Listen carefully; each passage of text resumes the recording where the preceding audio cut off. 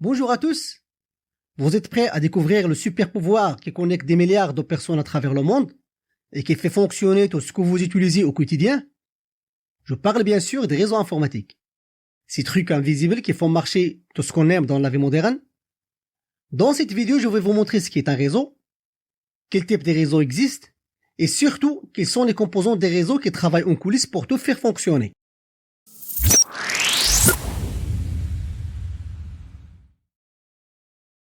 Alors, pourquoi vous devriez vous intéresser aux réseaux informatiques? Tout simplement parce que sans eux, adieu à tout ce qui est cool dans la vie moderne, plus de services en ligne, plus de navigation web et plus de conversations en visio avec vos proches. Alors, c'est quoi exactement ces réseaux informatiques? Un réseau informatique est un système génial qui permet à tes appareils de communiquer entre eux. Et quand je dis communiquer, je parle d'échange d'informations. Pense au réseau comme une sorte de livreur d'informations super rapide qui transporte les données d'un appareil à un autre. Donc, en gros, un réseau, c'est simplement des appareils qui s'interconnectent pour offrir un service. Ce service, ça peut être naviguer sur le web, passer des appels, envoyer des messages instantanés, transférer des fichiers, ou tout type de données peuvent être transmises via le réseau. Et tout simplement, dès que vous avez deux machines connectées entre elles, félicitations, vous avez un réseau. En parlant des réseaux informatiques, le premier réseau auquel vous pensez, c'est l'Internet. Cependant, les réseaux ne se limitent pas uniquement à Internet. Il y a les réseaux PAN qui interconnectent vos appareils personnels.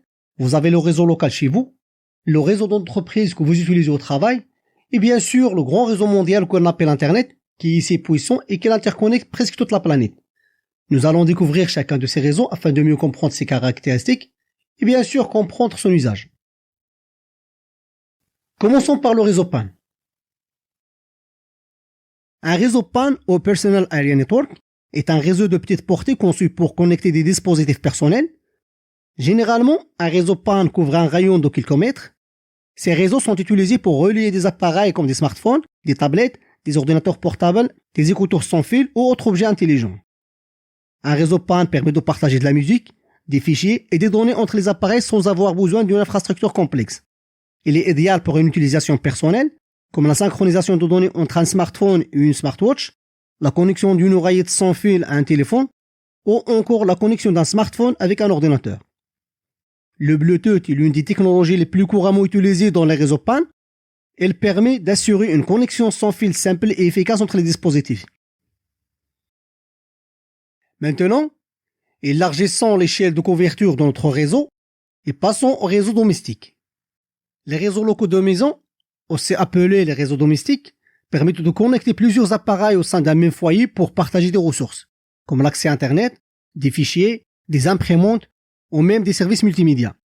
Typiquement, un routeur est au centre de ce réseau, gérant la connexion Internet fournie par un fournisseur d'accès à Internet et distribuant cette connexion aux différents appareils via Wi-Fi ou via câble Ethernet. Les appareils comme les ordinateurs, les smartphones, les tablettes, les télévisions connectées, les consoles de jeux et les objets connectés peuvent tous faire partie de ce réseau local de la maison. Et grâce au progrès du Wi-Fi, il est possible de profiter de la connexion rapide et fiable sans avoir à tirer des câbles, facilitant ainsi l'expansion de ce réseau. Donc, avec un bon réseau domestique, la maison devient un espace connecté où les données circulent facilement entre les appareils. Ici, on parle des réseaux d'entreprise. Ce sont des réseaux privés accessibles uniquement à l'intérieur de l'entreprise. Ces réseaux varient selon leur taille et selon la zone géographique qu'ils couvrent.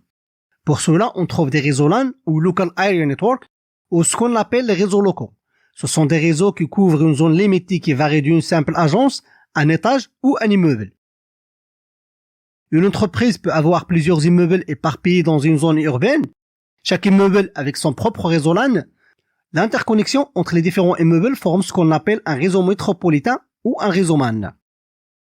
Une entreprise peut avoir la présence dans plusieurs villes ou dans plusieurs pays. L'interconnexion entre les différents locaux situés dans les différentes villes et les différents pays forme ce qu'on appelle un réseau étendu ou un réseau WAN, Wide Area Network. Ce type de réseau s'étend sur des grandes distances et pour interconnecter les locaux dans les différentes villes et pays, les entreprises font appel aux opérateurs de télécommunications qui disposent des infrastructures de transmission à grande distance. Que ce soit pour les entreprises ou les particuliers, l'accès aux ressources publiques mondiales et la publication de leurs services est possible en se connectant au réseau public mondial qui est l'Internet. L'Internet est un réseau public mondial qui connecte des milliards d'ordinateurs, de smartphones et d'autres dispositifs à travers le monde.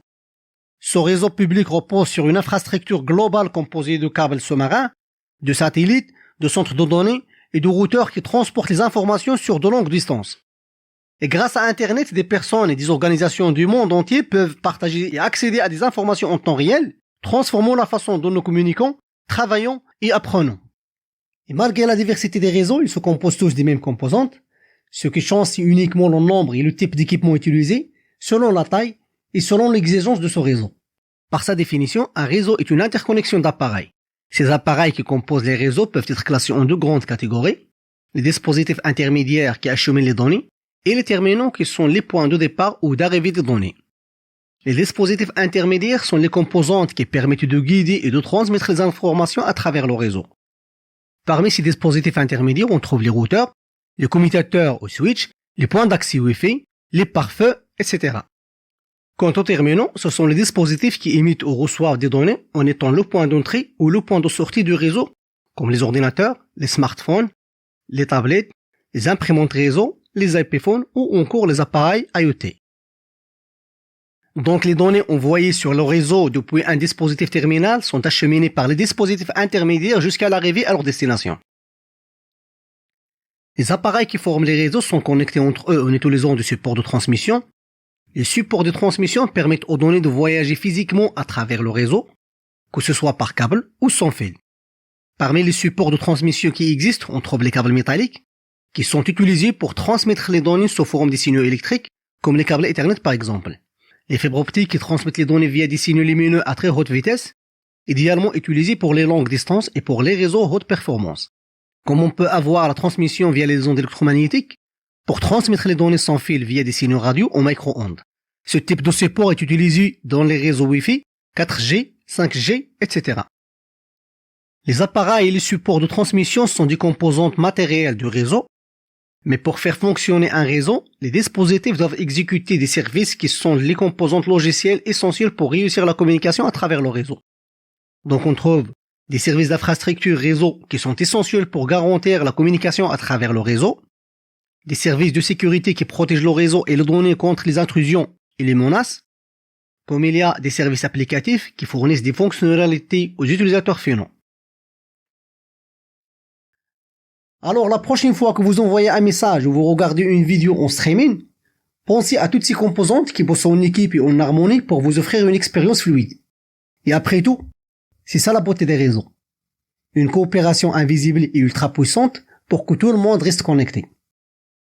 Et voilà donc, je vous laisse vous connecter à votre réseau préféré et à la prochaine pour encore plus de découvertes sur les réseaux.